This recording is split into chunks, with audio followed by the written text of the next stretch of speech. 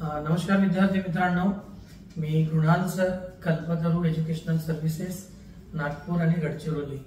आज विद्यार्थी मित्रांनो नवीन विषय घेऊन आलो आहे, तो म्हणजे बीएससी ॲग्रिकल्चर। मित्रांनो, आजच BSc agriculture 4 year degree course करिता प्रवेश प्रक्रिया सुरू झाली आहे। ज्या मुलांना 12वी सायन्स नंतर बीएससी ॲग्रीला प्रवेश घ्यायचा असेल तर तुम्हाला रजिस्ट्रेशन करणे बंधनकारक आहे आणि रजिस्ट्रेशनची डेट जी आहे ती 17 जुलै पर्यंत आहे। तर तुम्हाला कमी जरी स्कोर असेल मित्रांनो तरी तुम्ही रजिस्ट्रेशन करायला पाहिजे। बीएससी ॲग्री मध्ये एकूण 9 शाखा आहेत मित्रांनो।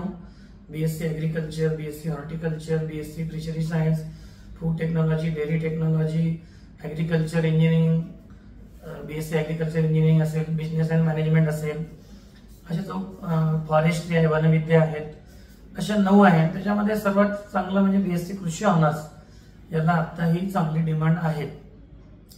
तर ज्या मुलांना स्कोर कमी आहे त्यांनी सुद्धा रजिस्ट्रेशन करून ठेवा, कारण बीएससी ॲग्री मध्ये अगेन्स्ट कॅप मध्ये तुम्हाला कमी स्कोर असेल तरी तुम्हाला 100% तुमचा नंबर लागू शकतो मित्रांनो। आम्ही त्याची शाश्वती तुम्हाला देऊ शकतो, कारण गेल्या अनेक वर्षापासून आम्ही बीएससी ॲग्रीचे स्पॉट राऊंड अटेंड केले आहे, त्याचा अनुभव आमच्या पाठीशी आहेत। म्हणून फक्त किमान रजिस्ट्रेशन करून ठेवा, कॅप अटेंड करा। इन केस कॅप मध्ये नंबर नाही लागला तर स्पॉट काउन्सिलिंग साठी मात्र तुम्ही कल्पतरूला अवश्य संपर्क करा। बीएससी ॲग्रिकल्चर मध्ये 12% जे आहेत ते तुमचे सातबाराचे ऍड होतात।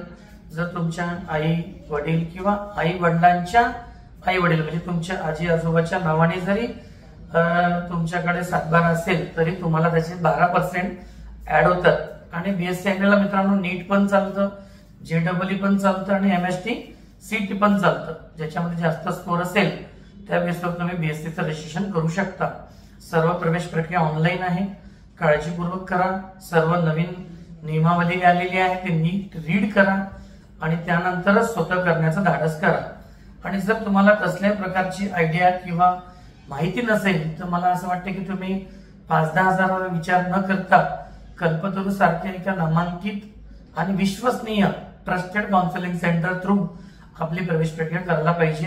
तुम्हाला 100% फायदा होईल याची मी शाश्वती देतो, 100%।